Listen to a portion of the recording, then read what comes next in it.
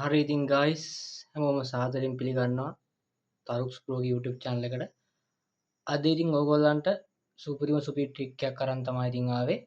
third party website පාවිච්චි කරන්නේ නැතුව කෙලින්ම ඕගොල්ලන්ගේ කම්පියුටරේ Microsoft Store එක කරා ලස්සනට live wallpaper එකක් වගේ desktop එකට නැත්නම් laptop එකට දාගන්නේ කොහොමද කියන කාරණය ගැන.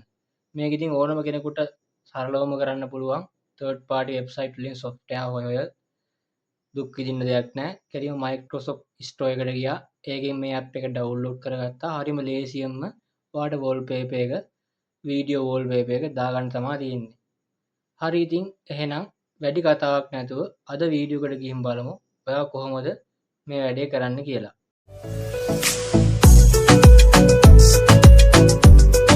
හරි ඉතින් යාළුවනේ අපි දැන් බලමු කොහොමද මේ වැඩේ ඔයාගේ කම්පියුටරේ ඔයා කරන්න කියලා.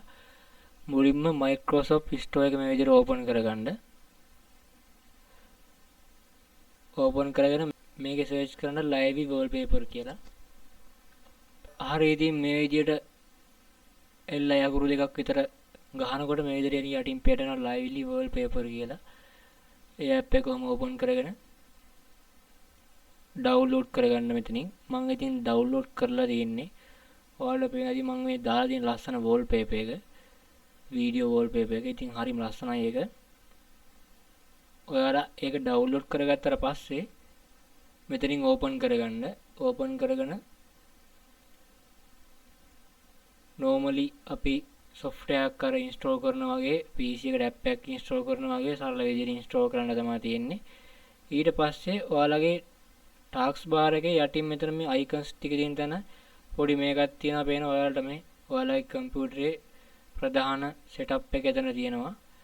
එතනට ඉතින් එනවා ඔයාලා lively wallpaper එක download කරගෙන install කරලා පස්සේ මේ විදිහට logo එක මෙතනින් එනවා. ඒ විදිහට මේක open කරගන්න.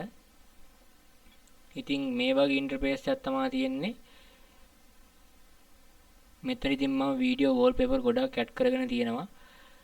මේකටත් එනවා wallpaper ගොඩක්. ඉතින් ඒවත් දාගන්න පුළුවන්. මේ ලස්සන wallpaper ගොඩක් ඉතින් මම ඇඩ් කරගෙන තියෙනවා. මේ විදිහට ඔයාලට ලස්සන wallpaper එකක් දාගන්න පුළුවන්. මම දැන් කියා දෙන්නම් කොහොමද ඔයාලට කැමති wallpaper එකක් මේකට ඇඩ් කරගන්නේ කියලා. මෙතන ඔයාලට පේන උඩ මේ plus icon එකක් තියෙනවා. ඒ plus icon එක උඩම ක්ලික් කරගන්න.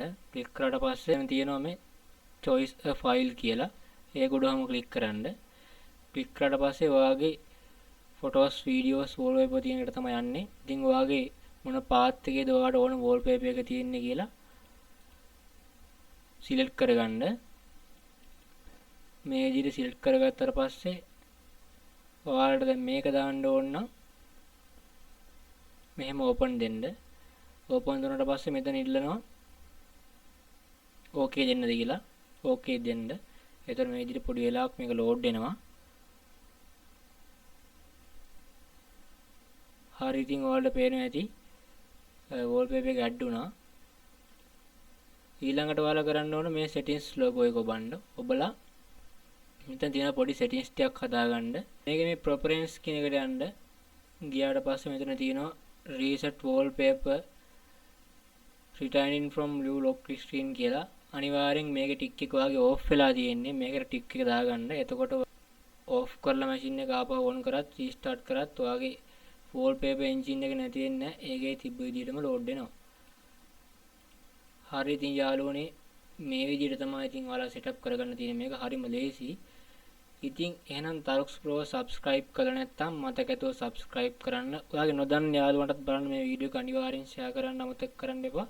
ඉතින් මේ වගේ වැදගත් වීඩියෝ එකකින් ආයෙත් හම්බෙමු.